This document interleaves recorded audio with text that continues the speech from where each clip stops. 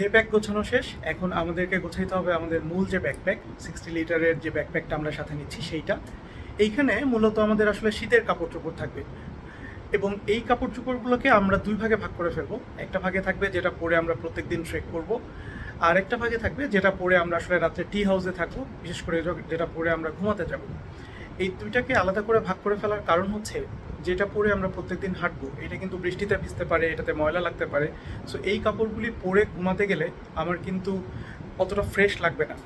আর যেহেতু হাই অ্যালটিচিউডে যাচ্ছি, যেখানে গরম পানি পাওয়া যাবে না, প্রচণ্ড ঠান্ডা থাকবে, সুতরাং দেখা যাবে যে আসলে প্রত্যেকদিন গোসল করারও সুযোগ থাকবে না।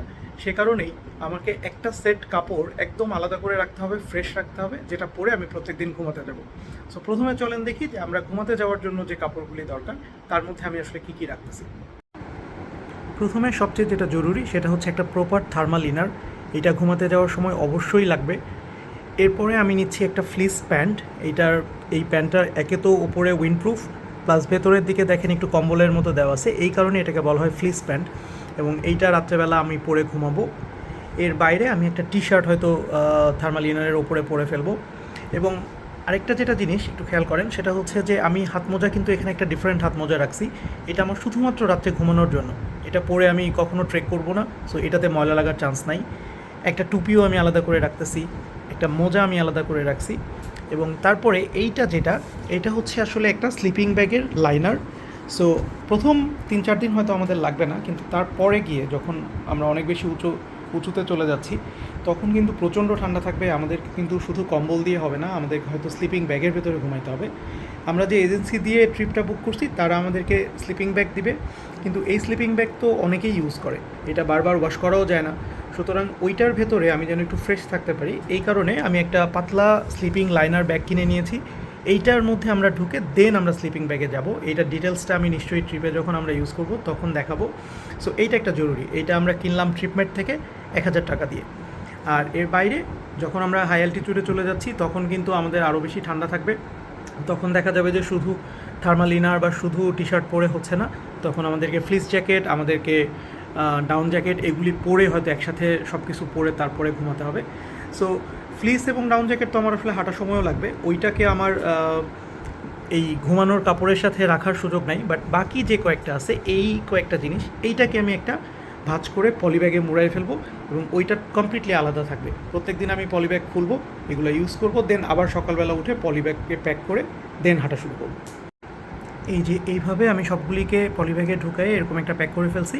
এইটা সহ এখন আমি আমার ব্যাকপ্যাকে ঢুকাই দিব। সো এইটা কিন্তু আমার জন্য এক্সেস করাটাও ইজি হবে। রাত্রে এটা ব্যাগের যে অংশেই থাকুক আমি হাত দিলেই বুঝতে পারবো যে হ্যাঁ এটা ওই ব্যাগ। আমি এটা জাস্ট আমার এটা বের করে নিলাম, তারপরে আমি এটা ইউজ করতে পারবো। এবারে চলেন দেখি আমরা হাঁটার জন্য আসলে কী ধরনের কাপড় চোপড় নিচ্ছি। আমরা হাঁটার জন্য একটা আলাদা থার্মাল ইনার নিচ্ছি। এইটা আমাদের হাই অ্যালটিটিউডে গিয়ে লাগবে। প্রথম কয়েকদিনে মনে হয় না ইনার পরে হাঁটতে হবে। এরপরে আমরা দুইটা ট্রেকিং প্যান্ট নিচ্ছি। দুইটাই মূলত কুইক ড্রাই, খুব সহজেই শুকানো যায়। যদি খুব বেশি ময়লা হয়ে যায় আমরা চাইলে এটাকে ধুয়ে হয়তো শুকায়ও নিতে পারবো। এরপরে আমরা কয়েকটা টি শার্ট নিচ্ছি। এই জায়গাটায় এসে আমি মনে হয় একটু কনফিউজড হয়ে গেছি। আমি যতটুকু স্টাডি করলাম টি শার্ট আসলে খুব বেশি কাজে লাগে না, কারণ ইনার থাকে, তার উপরে জ্যাকেট থাকে। সো টি শার্ট মূলত আসলে ছবির পারপাজের কারণে। সো এই কারণে আপনি আপনার যে টি শার্টগুলো পরে আপনি ছবি তুলতে চান এরকম 4-5টা টি শার্ট নিলেই 15 দিনের জন্য এনাফ।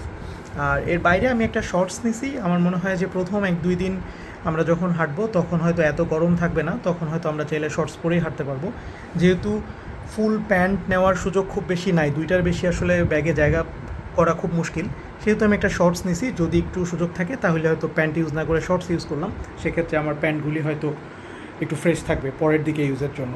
এই হচ্ছে আমার হাঁটার জন্য যে সেট আপ সেটা। কাপড় চোপড়ের বাইরেও আসলে কিছু জিনিস লাগবে, যেমন খুব জরুরি সেটা হচ্ছে যে আপনার যে ওষুধগুলি রেগুলার লাগে সেরকম ওষুধ, ওয়েট টিস্যু, যেহেতু গোসল করার সুযোগ খুব কম, সুতরাং সাথে ওয়েট টিস্যু থাকলে এটা দিয়ে আপনি অনেকটাই ক্লিন আপ করে ফেলতে পারবেন। সাথে কিছু টয়লেট্রিজ লাগে, শীতের দেশে বা শীতের সময় আমাদের যে ধরনের জিনিসপত্র লাগে সেগুলি, হেডফোন বা এই টাইপের যে জিনিসগুলি, এগুলোতে আসলে আমাদের যে কোনো ট্রিপেই লাগে, সো সেইগুলি লাগবে। শীতের কাপড় চোপড়ের পরে এই ট্রেকিংয়ে আমাদের সবচেয়ে গুরুত্বপূর্ণ যে জিনিসটা নিতে হবে সেটা হলো সঠিক জুতা। তো জুতার ব্যাপারে সিদ্ধান্ত নিতে গিয়ে আমরা কিন্তু বেশ ঝামেলায় পড়ে গেছিলাম। নর্মালি যেটা হয় যে আমরা প্রতিদিনের রানিং বা ওয়াকিংয়ের জন্য যে জুতাগুলো ব্যবহার করি এগুলো অনেক বেশি কমফোর্টেবল। সো আমরা চাচ্ছিলাম এইটা পরেই যদি আমরা ট্রেকটা কমপ্লিট করে ফেলতে পারি। এটা পরে এরকম জুতা পরেই আমরা আসলে Annapurna base camp trek complete করছিলাম। সো আমরা চাচ্ছিলাম যে ইবিসিতেও হয়তো আমরা সেরকমই পারবো। বাট এটা নিয়ে যখন একটু স্টাডি করতে গেলাম, চ্যাট জিপিটি কিন্তু আমাদেরকে বারবার ভয় দেখাচ্ছিল, কারণ 4,500 মিটারের ওপরে এখানে অনেক ঠান্ডা থাকবে। আর এই টেরেইনটা যেখানে ইবিসির ট্রেকিং রুট, এইটাও কিন্তু অন্নপূর্ণার থেকে অনেকটা রাফ। আবার দেখা যায় যে এইদিকে আমরা যেহেতু অক্টোবর নভেম্বরে যাচ্ছি, অনেক সময় দেখা যায় ফ্রেশ স্নোফল হয়, মেল্টিং স্নোর কারণে জুতা ভিজে যাওয়ার একটা চান্স থাকে। আর জুতা ভিজে যাওয়া মানেই পায়ে ঠান্ডা লাগা এবং পায়ে ব্লিস্টার বা ফুসকুড়ি যেটা আমরা বলি এরকম বের হবে। সো অনেক রকম ট্রাভেলের কথা আমাদেরকে চ্যাট জিপিটি বলতেছিল এবং রিকমেন্ড করলো যে আমরা যেন একটা প্রপার ট্রেকিং বুট কিনি। এখন এই প্রপার ট্রেকিং বুট কিনতে গিয়ে আমরা দেখলাম যে আমাদের অনেকগুলো জিনিস লাগবে একটা বুটে। ভালো গ্রিপ লাগবে, ওয়াটারপ্রুফ হইতে হবে, অ্যাঙ্কেল সাপোর্ট থাকতে হবে, কোল্ড থেকে যেন সেভ করে সেজন্য ভিতরে প্যাডিংটা ভালো হইতে হবে।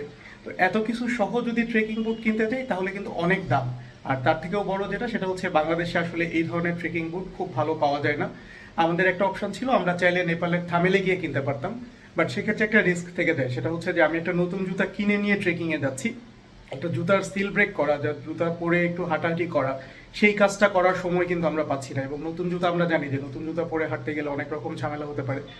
তো সব কিছু চিন্তা করে খুঁজতে খুঁজতে আমি ফোর সিজনে গিয়ে একটা জুতা কিনছি। সাথে আমি অবশ্য আমার রেগুলার যে ওয়াকিং শু সেগুলোও নেব। সো আমি একটু দেখাই যে আমি আসলে কী কী জুতা নিচ্ছি। এইখানে আমি 3টা জুতা আসলে ধুয়ে পরিষ্কার করে রাখছি, একটা নতুন, বাকি 2টা আমি রেগুলার ইউজ করতাম, কয়েক মাস থেকে ইউজ করতেছি। এখানে নাইকির একটা জুতা আছে যেটা আমি পরে হাঁটি, এই সাদাটা। এইটা আসলে খুবই কমফোর্টেবল, এটা আমরা ইন্ডিয়া থেকে আসার সময় কিনে এনেছিলাম। আর এই সবুজটা, এইটা হচ্ছে মালয়েশিয়া থেকে আনা পুমার, এইটার সোলও খুবই নরম এবং খুবই আরামদায়ক। এই 2টা পরে যদি আমি পুরো ট্রেকটা কমপ্লিট করতে পারতাম তাহলে পারফেক্ট হইতো। বাট যেটা বললাম, চ্যাট জিপিটি ভয় দেখানোর কারণে আমরা এই ফোর সিজন থেকে এই জুতাটা কিনছি। এটা ড্যানিয়েলি, এটা মোটামুটি মিড লেভেলের একটা ব্র্যান্ড। এবং এই জুতাটা 100% ওয়াটারপ্রুফ না, কিন্তু এর গ্রিপিং ভালো, অ্যাঙ্কেল সাপোর্ট আছে এবং এটা কোল্ড থেকেও অনেকটাই আমাকে সেভ করবে। সো সব মিলে এটা মোটামুটি ভ্যালু ফর মানি, কারণ এই জুতাটার দাম পড়ছে 2800 টাকা, যেটা মোটামুটি রিজনেবল। বেশি দামি ব্র্যান্ডের কিনতে গেলে কিন্তু 12, 14, 15 হাজার টাকা পর্যন্ত লাগতে পারতো। আর এর বাইরে আমি আরেকটা স্যান্ডেল নিচ্ছি, এটা ইউজুয়াল স্যান্ডেল, অ্যাপেক্স থেকে কেনা। এটা হচ্ছে আমার যখন সন্ধ্যায় আমি টি হাউসে থাকবো তখন যেন আমি একটা মোটা মোজা পরে এই স্যান্ডেলটা পরে একটু হাঁটাচলা করতে পারি, কারণ সারাদিন জুতা পরে থাকার পরে এরকম একটা স্যান্ডেল পরলে একটু কমফোর্টেবল লাগবে। আর জুতার সাথে সাথে আমাদের যেটা লাগবে সেটা হচ্ছে যে খুব ভালো ট্রেকিং সক্স লাগবে, একটু মোটা হইতে হবে, অ্যান্টি স্লিপ, যেন পা স্লিপ না করে জুতার ভেতরে, এবং সেই সাথে আপনাকে যেন একটু কোল্ড থেকে প্রোটেক্ট করে। এই ধরনের মোজা আপনি ট্রিপমেট, ফোর সিজন বা ট্রেইল হাইক, আমাদের যে অ্যাডভেঞ্চার ট্রাভেল শপগুলো আছে সেগুলোতেই কিন্তু পাওয়া যায়। সো আমি এখনও আসলে ডিসিশন নিই নাই যে আমি 3টা জুতাই নিয়ে যাব কিনা। আমার ধারণা আমি শেষ পর্যন্ত হয়তো একটা জুতা কেটস পরে ট্রেক করা শুরু করব, আর আমার ব্যাগে এই ট্রেকিং বুটটা থাকবে। আর এক্সট্রা একটা জুতা হয়তো আমি কাঠমান্ডুতে রেখে যাব, যেহেতু আমরা ট্রেল থেকে ফিরে কাঠমান্ডুতেও 3-4 দিন থাকতেছি। সো ট্রেল থেকে ফেরার পরে হয়তো বাকি 2টা জুতা অনেক ময়লা থাকবে বা ঝামেলা থাকবে, সেজন্য একটা ফ্রেশ জুতা আমি কাঠমান্ডুতে রেখে দেবো। ডে প্যাকে একটা জিনিসের কথা বলতে ভুলে গেছি, এটা আমি অলরেডি কিনে ফেলছি, বাট তখন বলা হয়নি। সেটা হচ্ছে যে একটা হেডল্যাম্প বা টর্চ কিন্তু লাগবে, বিশেষ করে যেদিন আমরা লাস্ট এভারেস্ট বেস ক্যাম্পের জন্য যাব সেই দিন সম্ভবত আমরা ভোর রাত্রে উঠে রওনা দিব, যেটা আমরা এবিসিতেও করছিলাম।